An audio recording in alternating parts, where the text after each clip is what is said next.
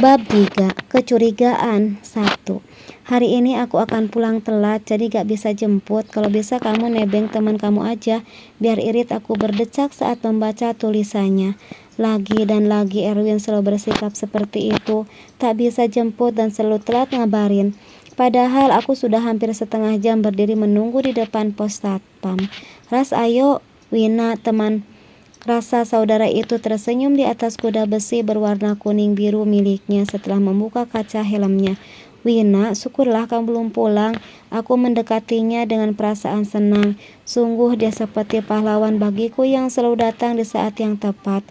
Wanita yang masih betah melajang itu mengelurkan helm lalu menyuruhku naik.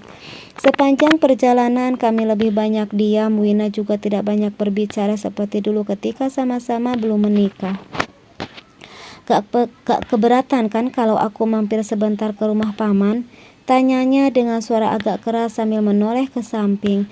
Setelah motor sudah cukup lama melaju di jalan raya. Iya, gak apa-apa, sahutku yang juga sedikit berteriak. Setelah itu tak ada lagi obrolan. Wina menepi di depan sebuah rumah sederhana yang penuh dengan tanaman bunga sehingga nampak asri dan nyaman dipandang. Aku segera turun tanpa melepaskan helm, membiarkan benda itu tetap anteng di tempatnya. Ayo ikut, ucapnya sambil melangkah ke teras. Aku masih berdiri tertegun mengagumi beberapa bunga yang sedang mekar indah. Ras, ayo masuk. Aku tersentak ketika Wina menepuk bahuku. Melihatku memegang dada karena kaget, wanita itu malah tersenyum. Bikin kaget aja. Makanya jangan suka ngelamun, sahutnya tanpa rasa bersalah. Assalamualaikum, serunya mengucap salam. Terdengar seorang menjawab salam dari dalam. Tak lama kemudian pintu terbuka. Wina, sapa seorang lelaki berwajah teduh itu. Lelaki paruh baya itu tersenyum saat memandang kami bergantian. Namun pandangan cukup lama saat tatapan kami beradu. Paman Ali, sahut Wina, lalu meraih tangan lelaki itu kemudian menciumnya dengan taksim. Aku pun melakukan hal yang sama. Ayo masuk dulu, Win, ucapnya setelah berdehem terlebih dahulu. Iya, paman, sahut Wina dan langsung menarikku masuk.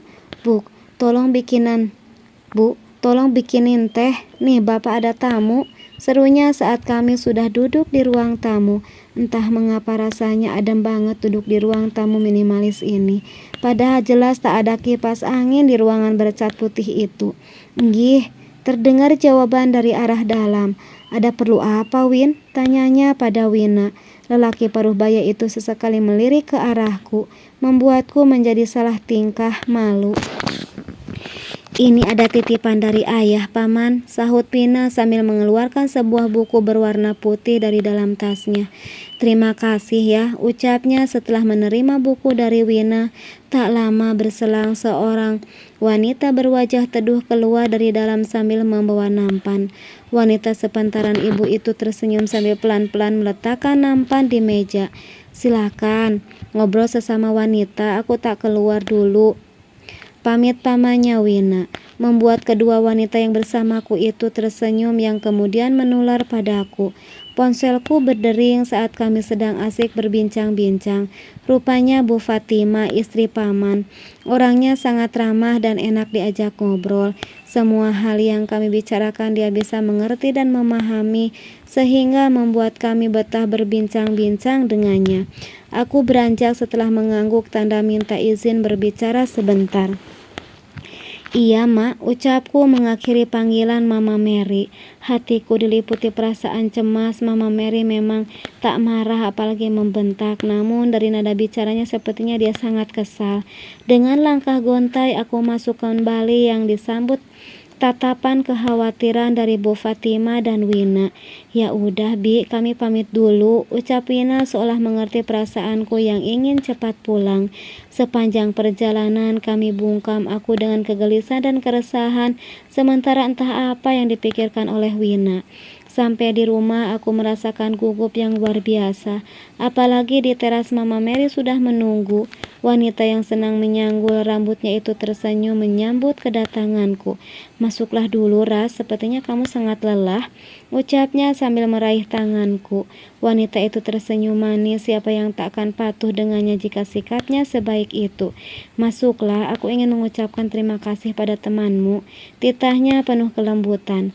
Aku mengangguk mengiyakan entah apa yang dibicarakan oleh Mama Mary pada Wina. Yang jelas Wina nampak kurang suka. Raut wajahnya terlihat masam, itu yang terlihat saat aku mengintip dari jendela kaca. Akhirnya Wina pamit yang membuatku tercengang. Mama Mary menampik tangan Wina saat temanku itu mengulurkan tangannya hendak salim. Wina nampak kecewa, namun dia segera berlalu dari hadapan Mama Mary. Mama Mary berbalik, wanita yang sangat disayangi Erwin itu menatap ke rumahku cukup lama. Setelah itu dia beranjak masuk ke rumahnya. Ras, ini ada rekaman ngajiku, dengerin pakai handset ya. Ini pesan Wina yang cukup membuat alisku bertaut heran. Apa ini, Win? Balasku setelah memutar rekaman yang dia kirim. Dengarkan saja, itu suaraku, bagus apa enggak? Hehehe, balasnya cepat. Oke, balasku. Wina sedang mengetik. Jangan lupa pakai headset lagi, pesannya mengingatkan. Iya, Wina bawel, balasku sambil tersenyum. Aku bangkit dari kasur untuk mencari benda berwarna putih itu. Belum juga ketemu Erwin, tiba-tiba udah masuk ke kamar. Kata Mama, kamu tadi telat pulangnya, memang kemana? Tanya Erwin saat dia baru saja sampai. Tadi mampir ke rumah pamannya Wina, sahutku jujur. Lain kali gak usah mampir-mampir, minta langsung diantar pulang, ujarnya sambil melepas kaos. Seperti biasa, aku hanya biasa diam, tak bisa membantah. Apa ada makanan? Aku lapar, tanyanya sekaligus sebuah perintah. Tak buatin mie ya, tadi aku gak sempat masak, sahutku. Nah kan, karena tadi kamu gak langsung pulang, jadi gak bisa masak kan? Sekarang suami capek pulang kerja gak ada makanan. Kamu sudah gagal menjadi istri yang baik untuk mama sayang sama kamu. Kalau tidak, Erwin tak melanjutkan perkataannya. Lelaki berbadan tegap itu nampak kesal sekali. Ya udah, cepat bikinin, bentaknya. Aku pun segera beranjak meninggalkan Erwin yang semakin kesal. Dasar istri tak berguna, gerutunya, namun masih bisa ku dengar, membuatku menggigit bibir karena merasa bersalah. Malam ini seperti biasa kami tidur saling membelakangi. Tak ada obrolan apalagi pelukan, benar-benar hambar. Aku berbalik saat teringat tadi sedang mencari headset. Perlahan aku bangkit dari tempat tidur sangat pelan agar Erwin tak sampai terbangun. Setelah cukup lama mencari, akhirnya ketemu juga, terselip di antara barang-barang yang jarang kupakai.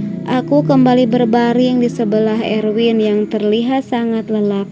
Mungkin dia lelah, pikirku, sambil sesekali bibir ini tersenyum saat mengamati punggungnya yang bergerak beraturan seirama dengan tarikan napasnya. Pertama kali mendengar rekaman dari Wina, aku langsung merasakan kegelisahan. Mataku terasa berat dan akhirnya terpejam, namun tetap bisa mendengarkan seperti ada sesuatu yang berperang di dalam diriku.